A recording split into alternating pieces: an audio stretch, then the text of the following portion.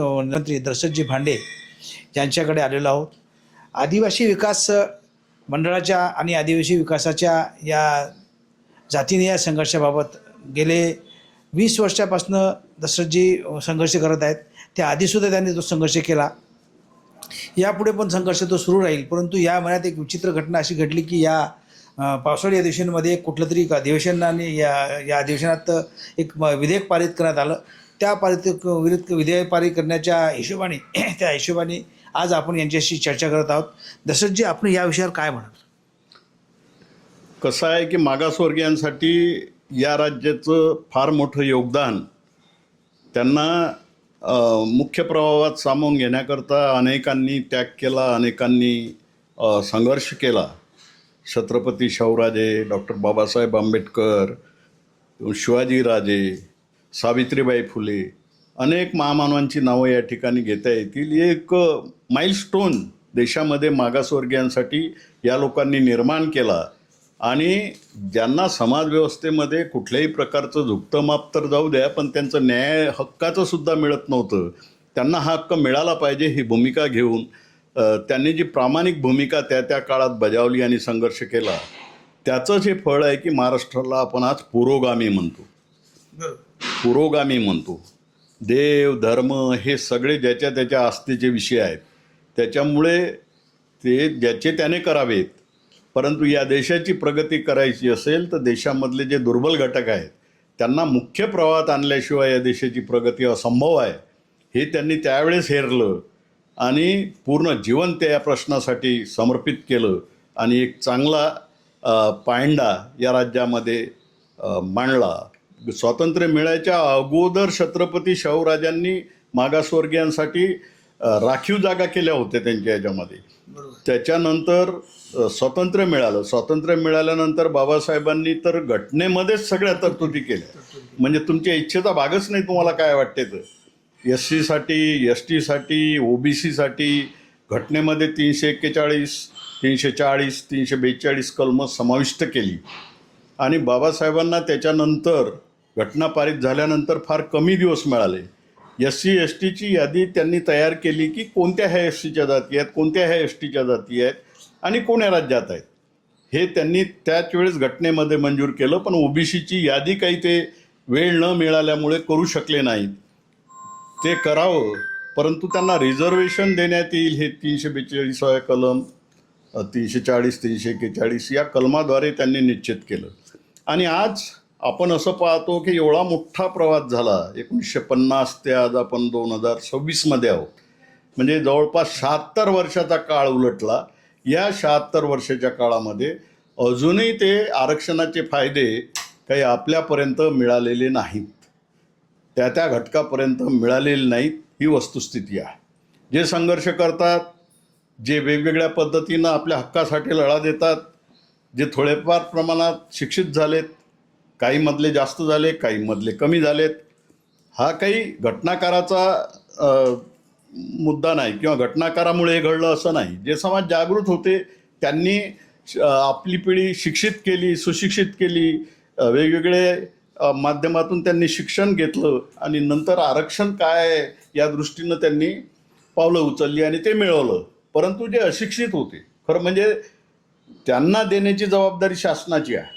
जर घटनेमध्ये आहे तर ते कोणतंही शासन असू दे, या पक्षाचं असू दे नाही तर त्या पक्षाचं असू दे, परंतु हे आरक्षणाचे हक्क आणि अधिकार त्यांच्यापर्यंत पोहोचवणं ही नैतिक जबाबदारी आणि देशाच्या प्रगती दृष्टीनं आवश्यक जबाबदारी राज्यकर्त्याची आहे. परंतु ती जबाबदारी या राज्यातले राज्यकर्ते पाळताना दिसत नाहीत. त्यांना कळत नाही असं मी म्हणणार नाही, परंतु पाळत नाहीत हे वस्तुस्थिती आहे. आणि त्यामुळे या राज्यामध्ये काही ठराविक समाज प्रगत झालेत आणि त्याच कॅटेगरीतले तेच आरक्षण असणारे काही समाज अत्यंत दुर्लक्षित झाले, मागास राहिले आणि मग त्याच्यामधूनच सुप्रीम कोर्ट आणि सरकारसुद्धा या निर्णयाप्रत आली की त्यांचे क, ड असे वर्गीकरण करावं. म्हणजे रिझर्वेशनमध्ये SC-मध्ये क, ड, ST-मध्ये क, ड, OBC-मध्ये काही आहेत. आता त्याला काही व्यवस्थेचा परिणाम आहे तो की सगळेच काही सारखे प्रगत नाहीत, काही प्रगत आहेत काही नाहीत. त्यांना सगळ्यांना जर आरक्षणाचा लाभ द्यायचा असेल तर तो जो वाटा असेल घटनाकारांनी ठेवलेला, एस टीसाठी 7%, एस सीसाठी 13%, एस सीमध्ये 59 जाती, एस टीमध्ये 45 जाती, महाराष्ट्रापुरतं सांगतो मी.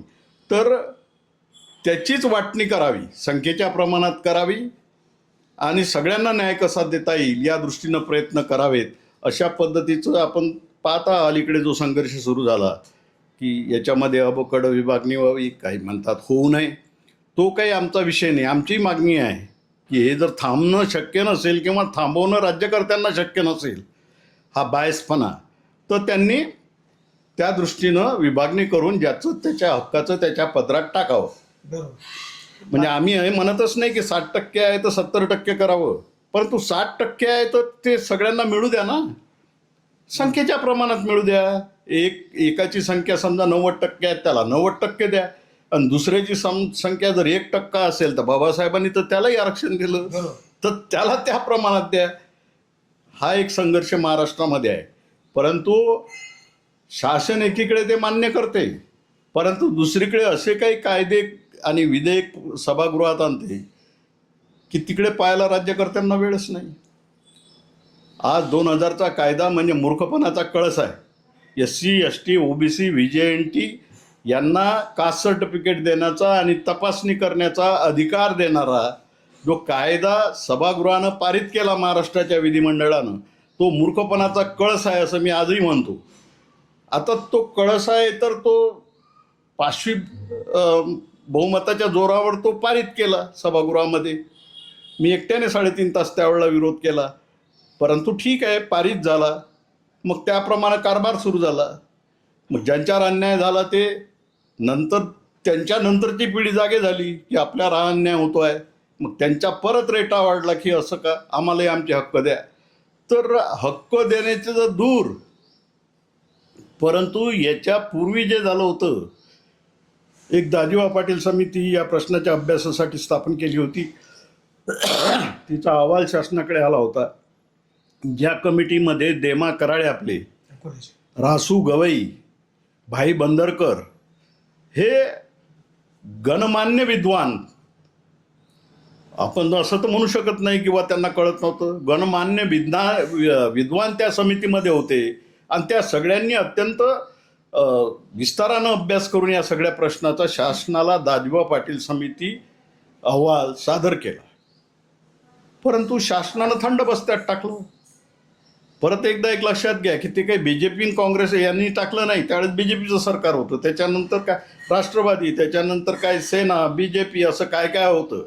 पण मी जे पाहतो आहो ती महाराष्ट्रातल्या राज्यकर्त्यांची मानसिकता मागासवर्गीयांच्या बाबतीत ही सारखी आहे. अलीकडे जे विधेयक पास झालं त्यामध्ये जी समिती त्यांनी स्थापन केली त्यावर आदिवासी कमिटी स्थापन झालेली आहे. तर या सर्व याच्या आदिवासी समिती का स्थापन झाली? हो, मी हे सांगतो की अशा पद्धतीनं याच्यापूर्वी जे विषय चघळले गेले, 2000मध्ये कायदा झाला त्याही वेळेस चघळले गेले. त्याच्यानंतर दाजीबा पाटील समिती अहवाल झाला त्यावेळेसही अन्याय होऊ नये म्हणून त्याच्यामध्ये शिफारसी आल्या. परंतु तरीसुद्धा आज परत एकदा तुम्ही जे थोडाफार न्याय मिळवता, म्हणजे यांच्याकडून नाही, सरकारकडून नाही, हायकोर्टाकडून, सुप्रीम कोर्टाकडून. आता हायकोर्ट, सुप्रीम कोर्टात तर काही सगळे जाऊ शकत नाही. फार फार तर 0.01% या कॅटेगरीतले लोक जात असतील, त्यांना न्याय मिळतो. आणि त्यांनाही न्याय मिळू नये या पद्धतीनं पुन्हा एकदा हे विधेयक या ठिकाणी फडणवीस साहेबाच्या शासनानं पारित केलं. नुसतं आणलं नाही या चालू अधिवेशनामध्ये. आणि त्याच्यामध्ये अनेक जुलमी पद्धतीचं सगळं आहे. आणि सगळे अधिकार जे SCच्या समितीत नाहीत, OBCच्या समितीमध्ये नाहीत, ते STच्या समितीला ते प्रदान केले गेले. दुसरा अर्थ असा आहे की महाराष्ट्रात जर 60% STसाठी तुम्ही आरक्षण दिलं तर 60% तुम्ही रिझर्वेशन द्या. आणि महाराष्ट्रामध्ये जर आपण असं पाहाल, महाराष्ट्रामध्ये आदिवासींची संख्या आज रोजी 1,40,00,000 आहे. हे सरकारला मान्य आहे. 1,40,00,000 महत्त्व याच्यासाठी आहे की त्या संख्येच्या आधारावर केंद्र सरकारचा निधी मिळतो, राज्य सरकार त्या आधारावर निधी ठेवतो, बजेटमध्ये ठेवतो. ती सक्ती आहे, मॅन्डेटरी आहे, इच्छा नाही शासनाला ठेवायची की नाही ठेवायची. परंतु खर्च करताना आपण पाहतो की 4,000 कोटी रुपये त्यामधले अखर्चित राहिले आणि म्हणून हे पाणी पुरवठ्याकडे वळवले गेले, हे सिंचनाकडे वळवले गेले. हे आता कोण मंत्री असतात त्या त्या काळातले ते तुम्हालाही माहीत आहे. असं काही समाज कल्याणमध्ये वळवले गेले असं कुठं वाचलं नसेल, किंवा कोण्या विभागाचा पैसा कधीतरी आदिवासी विकास विभागाकडे वळवला गेला असेल तर असंही नाही. आता तो वळवला जातो म्हणजे त्यांचंही चांगलं सुरू आहे. राज्यकर्त्यांची ही भूमिका असल्यामुळे, आणि ज्यांच्यासाठी आहे त्यांना तर कळतच नाही. त्यांना ह्या गोष्टी कळत नाही, कळल्या तरी त्यांना व्हाईच नाही. त्याच्यामुळे आज जे सुरू आहे, नंगनाच सुरू आहे या सगळ्यामध्ये. तर मी मारल्यासारखं करतो, तू रडल्यासारखं कर, मी निधी मंजूर करतो, तू आपला इयर एंडिंगला तो जमा ठेव. कारण हे तुलाही माहीत आहे की हा जो पैसा आहे, आता 1,40,00,000 आदिवासीच्या नावावर दिलेला पैसा तू फक्त 40 लाखावरच खर्च करतं. 1 कोटीवर तर करतच नाही ना. आणि 1 कोटीवर करतच नाही म्हणून मग आता तू चूप मै चूप. म्हणजे सरकारला फक्त दिल्यासारखं वाटते, आणि म्हणून सरकार कुठलंही असो ते या लोकांना मदत करते. दुसरं मला काही कारण दिसलं नाही. आणि या अन्यायाच्या विरोधात जो संघर्ष महाराष्ट्रामध्ये होतो आहे, जो न्याय या ठिकाणी मिळतो आहे, जे अधिकार त्या 2000च्या कायद्यानं थोडेफार शिल्लक होते आदिवासींकरता, ते अधिकारसुद्धा काढून घेण्यासाठी हे नवीन बिल जे आहे.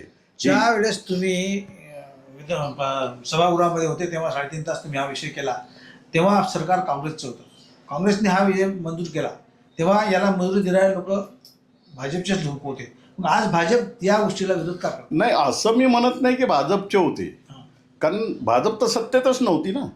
सत्तेत जे होतं ते काँग्रेस राष्ट्रवादीचं सरकार होतं.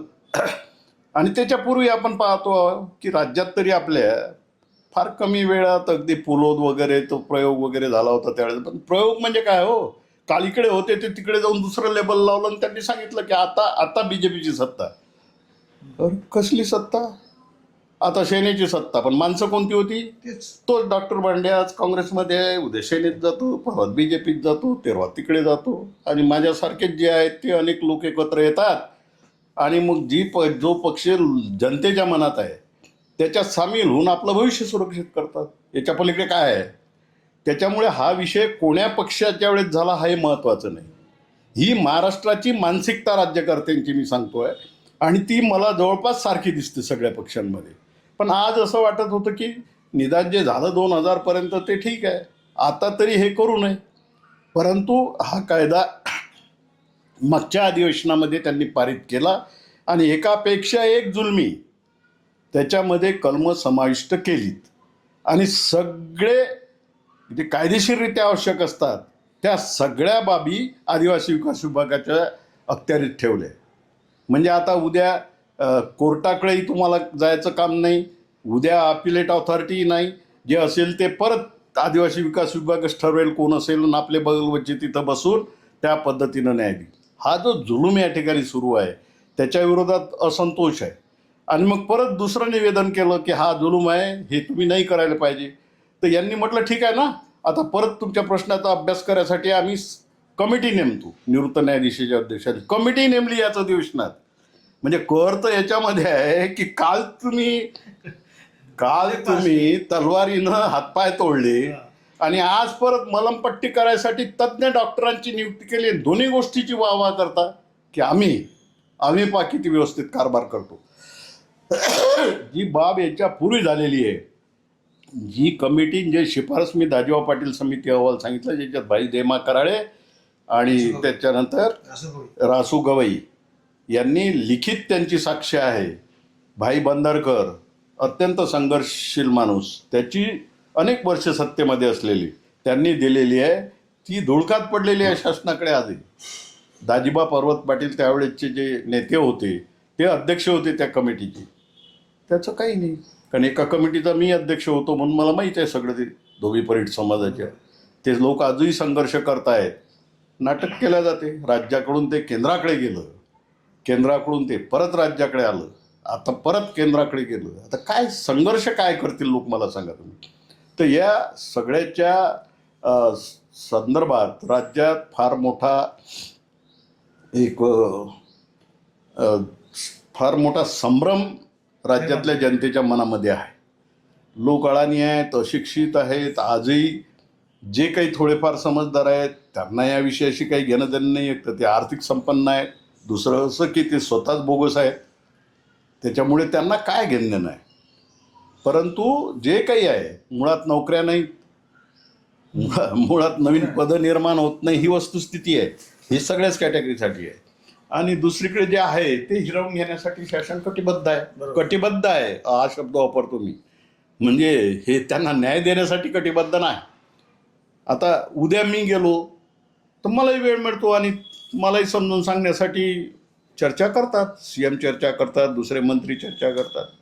पण पुढे काय, पुढे काय तिथं तुम्ही सांगू शकत नाही का की हा मुद्दा चुकीचा आहे, हा घटनेप्रमाणे चुकीचा आहे, हा कायद्याप्रमाणे चुकीचा आहे, हा न्यायालयीन निवाडे या संदर्भात जे झाले त्याप्रमाणे चुकीचे आहे, याच्यापुढे तुम्ही ही मागणी करू नका. मी तर आग्रह धरणार नाही ना. ती सांगायला तयार नाहीत. नाही, हा बघ करू करू जुलट ठेवायचं फक्त. एक पिढी बर्बाद झाली, दुसरी पिढी बर्बाद झाली, तिसरी पिढी आता संघर्षात उतरलेली आहे. मी जे पाहिलं ते तरी सुद्धा हा विषय जिथल्या तिथंच आहे. तेव्हा या गंभीर विषयाला वाचा फुटावी याकरता मी हे सगळं आजचं सांगितलेलं आहे. काय थोडक्यात मी सांगतो त्याच्यामध्ये. त्याच्यामध्ये पहिलं तर असं आहे,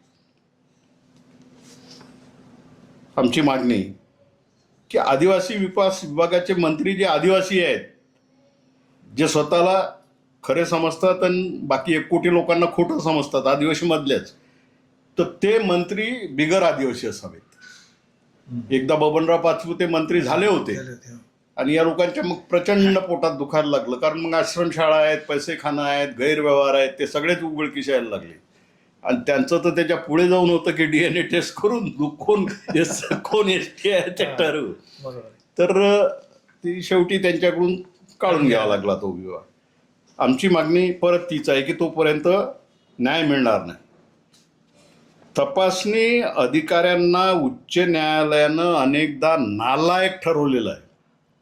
जे निर्णय देतात ना यांच्या तपासण्या समित्या, मिसयूज ऑफ पॉवर आहे असं तपासणी समितीनं म्हटलं. आणि त्याच्यामध्ये जे शासनाचे तपासणी समितीत अधिकारी आहेत ते मनमानी करतात, गैरकारभार करतात, चुकीच्या पद्धतीनं निर्णय देतात किंवा जुनैन लोकांना न्याय देत नाहीत. म्हणून त्यांना 50-50 लाख रुपये, 50,000 वैयक्तिकरित्या, 1 लाख रुपये असा दंड शासनानं केला, म्हणजे हायकोर्टानं केला. आणि त्याच्यामध्ये ही तरतूद केली की सरकारनं हा पैसा भरू नये, कारण मूर्खपणा त्यांनी केला तेव्हा तो त्यांनी भरावा. तर तो त्या पद्धतीचं या ठिकाणी होतं महाराष्ट्रामध्ये. परंतु यांनी हे जे मी सांगितलं त्याच्यामधून नाही नाही नाही नाही तसं नका करू, ते काढून घेतलं. पण काय मंजूर करून राहिले तुम्ही? हे काही कोण्या डॉक्टर भांड्यानं किंवा कोण्या संघटनेची मागणी होती काय? मूर्खपणात तुम्ही नेमलेले लोक करतील, मनमानी करतील. हायकोर्ट जर त्याच्यावर निरपेक्षपणे दंडाची तरतूद करत असेल आणि तो दंड वसूल केला, 50 लोक आहेत असे तपासणी समितीचे सो कॉल्ड तज्ज्ञ, आणि तो तुम्ही रद्द करता शासन म्हणून. म्हणजे करायचं काय तुम्हाला? शेवटी डायरेक्ट अभय देणंच आहे ना चोरांना, की तुम्ही कुठेही डाकूगिरी करा, कुठेही मर्डर करा, आम्ही आहोत तुमच्या पाठीशी. तुम्हाला आता याच्या पुढे फाशी होणार नाही. फार फार तर जेल होईल, पण त्याच्यातही 5 स्टार सुविधा तुम्हाला देऊ. काय हे काय एक प्रकार आहे हे आहे त्याच्यामध्ये. आणि त्याच्या पुढे असं पाहतो आपण, हे जे अधिकार आहेत, हे जे मी सांगून राहिलो तपासणी समिती, मला एक सांगा, कायदा जो विभाग करतो त्याला काही तपासणीचे अधिकार नसतात, बरोबर ऐक. आणि याच्यापूर्वी महसूल अधिकाऱ्यांना हे अधिकार होते सर्टिफिकेट देण्याचे. परंतु तपासणी मग 3ऱ्या भागाकडे द्या ना तुम्ही, तज्ज्ञ नेमा आणि ही यांच्या अखत्यारीतून काढा त्यांना, तर न्याय मिळेल ना. गुन्हा करणारही तोच, तपास करणारही तोच, शिक्षा सुनावणारही तोच, आणि त्या शिक्षेची अंमलबजावणी करणारा तो आहे. काय आपल्या ज्युडिशरीमध्ये असा कोणता कायदा असेल तर मला सांगा, मी सोडून देतो ते. या महाराष्ट्रात मागासवर्गीयांच्या तपासण्यांच्या बाबतीत असा प्रकार सुरू आहे, म्हणून हा गोंधळ आहे. थोडे तज्ज्ञ तुम्हाला वाटते ते द्या ना. माझी तर मागणी इथपर्यंत आहे की हे वेस्टेड इंटरेस्टचे लोक आहेत ना, ट्रायबलमधले किंवा SC मधले किंवा VJNT मधले, हे राहू द्या, हे राहू द्या. हिंदू धर्मीय राहू द्या. मुसलमान घ्या, बाकीचे दुसऱ्या धर्माचे लोक त्याच्यामध्ये तज्ज्ञ आहेत ना आपल्याजवळ, ते नेमा ना. म्हणजे त्यांना ना इकडच्याबद्दल आपुलकी ना तिकडच्याबद्दल आपुलकी. पण ते कसं करणार नाही ते. अन्याय जर करायचा आहे तर ते करणार नाही. पूर्वी अशा पद्धतीनं चुकीचा निर्णय झाला तर तात्पुरता दिलासा कोर्ट देत होतं तात्काळ. आता असं बघा तुम्ही की या कास्ट सर्टिफिकेटचा आधार घेऊन तुम्हाला क्लास 1ची नोकरी लागली, ते तुम्ही केली 4 वर्ष. ही यांच्या मूर्ख तपासण्या समित्या त्याचं नाटक करतील आणि म्हणतील हे बोगस आहे, तुम्ही असले तर बोगस, हे असले तर खरं. बस एवढंच. खरं खोटं बाकी काही नाही. आणि बोगस आहे म्हटलं की त्याला कोर्टात जाण्याची संधी नाही, तात्काळ त्याच्यावर कारवाई कमी करा नोकरीतून. ह्या कुठला प्रकार आहे हो? मर्डरमध्ये इथं नाही होत असं. एवढ्या लोकांनी बोंब मारली. पण ते डेथ सर्टिफिकेट तुमचंच आहे ना. हो, तेही शासकीय अधिकाऱ्यानंच दिलेलं. तर हा जो आहे असे कलम त्याच्यामध्ये समाविष्ट आहेत जो त्यांनी आता कायदा पारित केला काही गर्दी. आणि कुठलाही कायदा त्याचे नियम होण्याच्या अगोदर ते नियम पब्लिश करावं लागतात. पब्लिकली त्याची माहिती द्यावं लागते. लोक मग आक्षेप घेतात की असं नाही असं पाहिजे, तसं नाही तसं पाहिजे. परंतु यांची ते नियतच नाही. नियत नाही. मी याच्यावरून म्हणतो की 2000 मध्ये जो कायदा झाला होता SC ST OBC साठी, त्याच्यामध्ये STचे जे नियम बनवले ते त्यांनी वेगळे बनवले आणि SCचे जे नियम बनवले ते 2012 मध्ये बनवले. हे 3 मध्ये बनवलेत. याच्यामध्ये तरतुदी अलग, त्याच्यामध्ये तरतुदी अलग.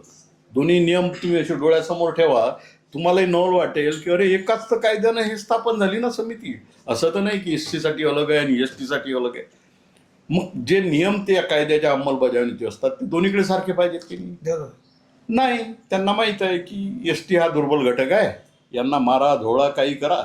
पण SCच्या बाबतीत आपण असं केलो की हे लोक अंगावर येतात उद्याच हक्कासाठी आणि मग आपण काही सांगू शकत नाही. म्हणजे एवढी बदमाशी. आणि त्यातही कर असा की आपले जे क्लास 1 अधिकारी आहेत महाराष्ट्रातले, जवळपास सगळ्यांनाच या असा प्रश्नाच्या संदर्भात मी भेटलो, त्यांना तर हेही माहीत नाही की आपण जे सांगतो यांना हे 12चे नियम आहेत जे SC साठी आहे. हे जे आले आपल्याकडे STच्या संदर्भात आलेले आहेत आणि ते 3चे आहेत. म्हणजे द्यायचंच नाही तर मग कशाला डोक्याला ताण. तर हे असे प्रकार सगळे या बाबतीत आहेत. आणि म्हणूनच हे पूर्वप्रसिद्धी अत्यंत आवश्यक आहे. हरदास समिती म्हणून मागच्या वेळेला स्थापन झाली, न्यायमूर्ती हरदास यांच्या अध्यक्षतेखाली. आता आहेत न्यायमूर्तीची काय, आणि ते काय सो कॉल्ड नेते या विषयातले तज्ज्ञ त्याच्यात नेमले ॲडव्होकेट. मग त्यांनी त्यांचा अहवाल दिला. अरे अहवालामध्ये त्यांनी जे शिफारस केली गव्हर्नमेंटला ती मागणीच नव्हती या लोकांची. कसं असते की एखादी समिती नेमली तर जे काही ठरते गव्हर्नमेंटच्या पातळीवर त्याचाच अभ्यास करावा ना त्यांनी.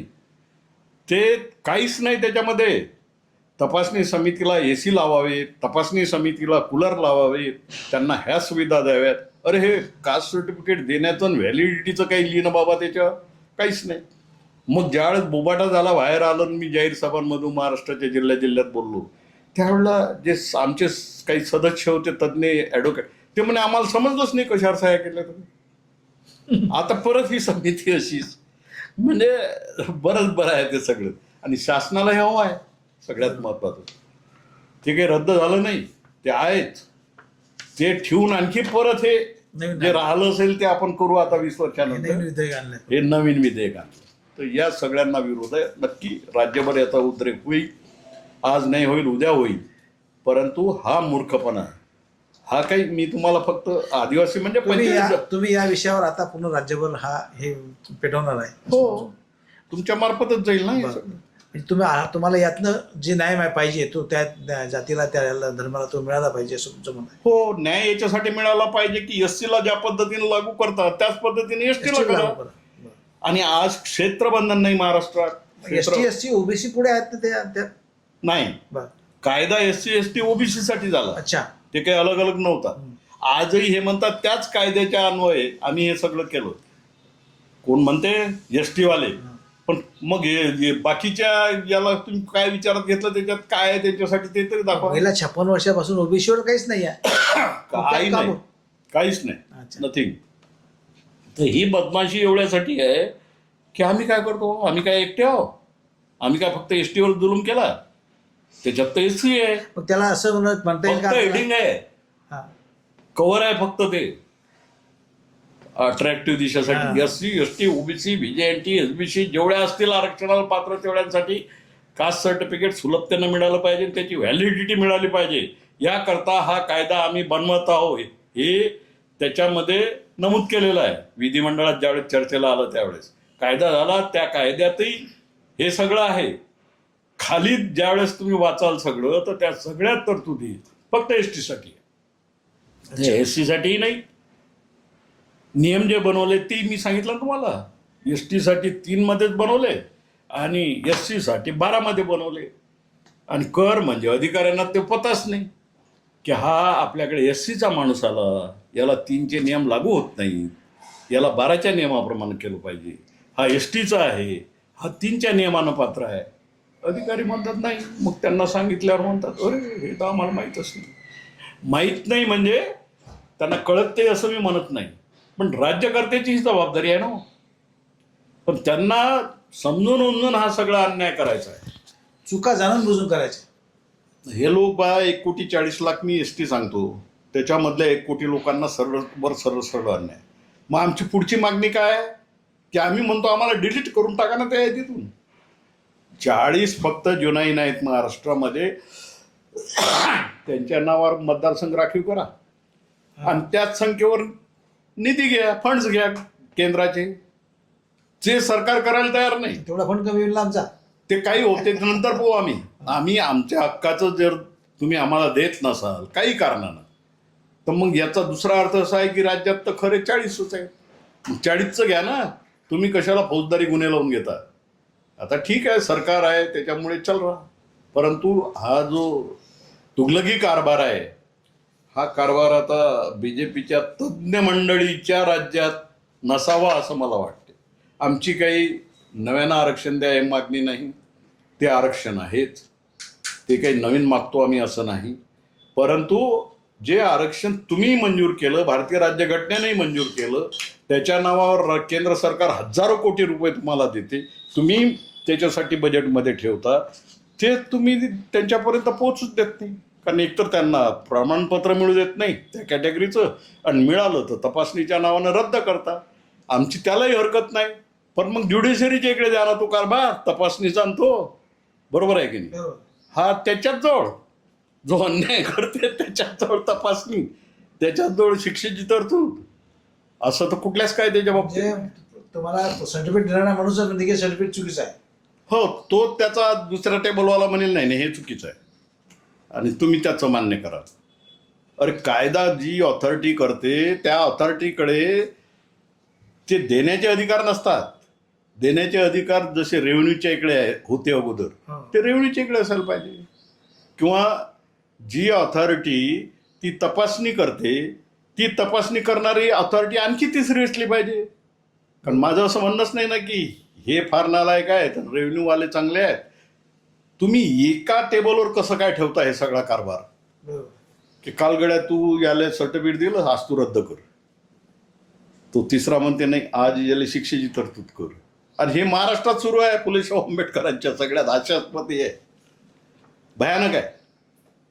म्हणजे राज्य सरकार ज्या बातम्या देते यांचे अधिकारी की एवढे बोगस आणि तेवढे तपासले आणि एवढे तपासले, हा सरळ सरळ अन्याय.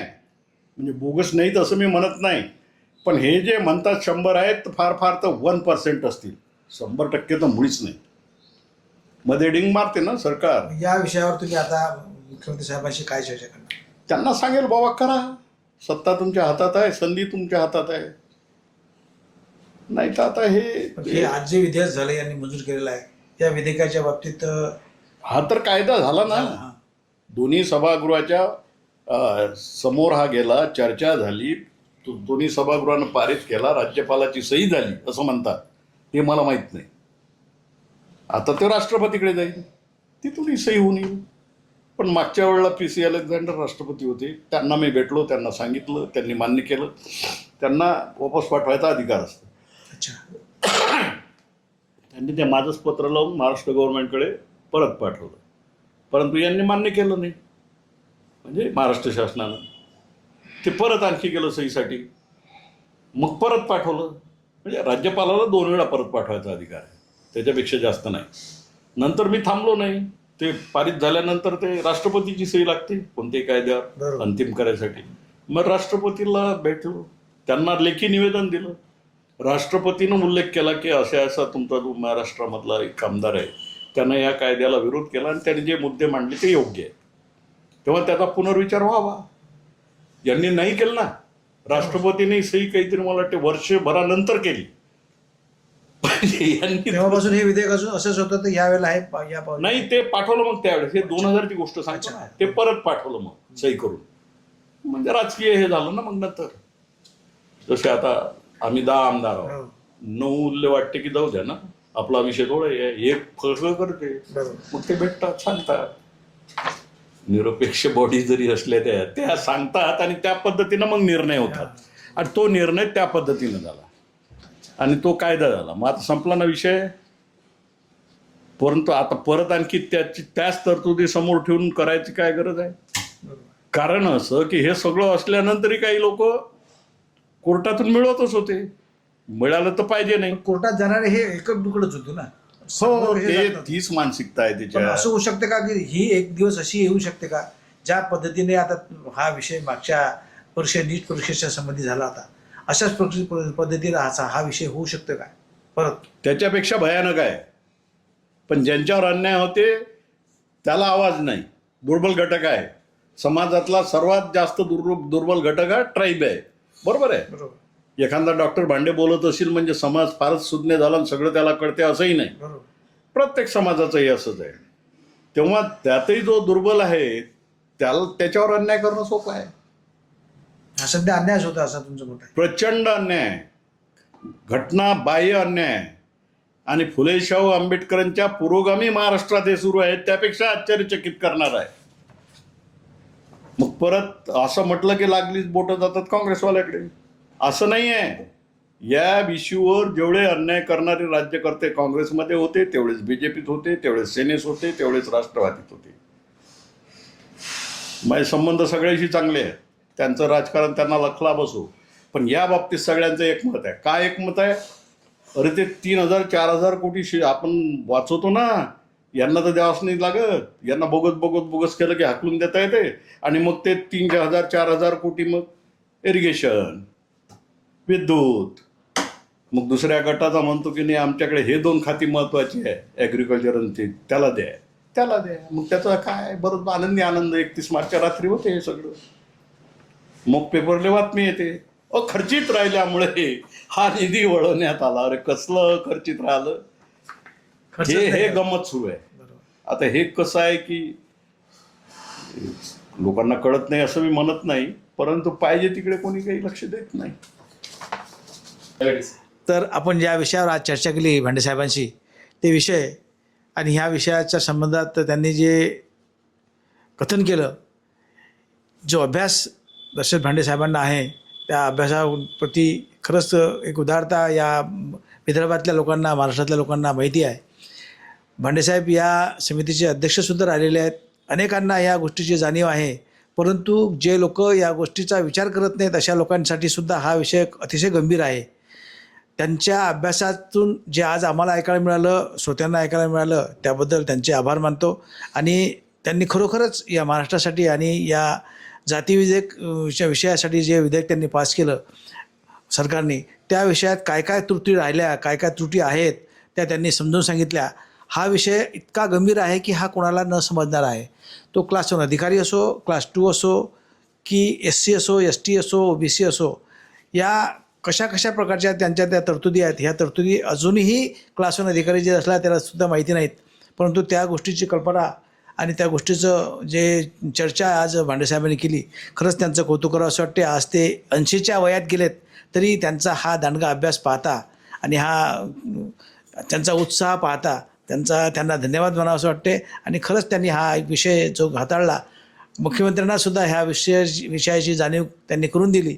आणि मुख्यमंत्री महाराष्ट्र राज्याचे देवेंद्रजी या बाबतीत चर्चा करतील आणि विषय घेतील आणि या बाबतीत त्यांना सकारात्मक उत्तर देऊन काहीतरी या जाती न्यायाबद्दल काहीतरी चर्चा करतील आणि त्यांना उत्तेजित करतील आणि त्यांना सांगतील की हा नाही बरोबर, हा तुमचा विषय बरोबर आहे आणि यातून काहीतरी त्यांना मार्गदर्शन करतील अशी आमची इच्छा आहे.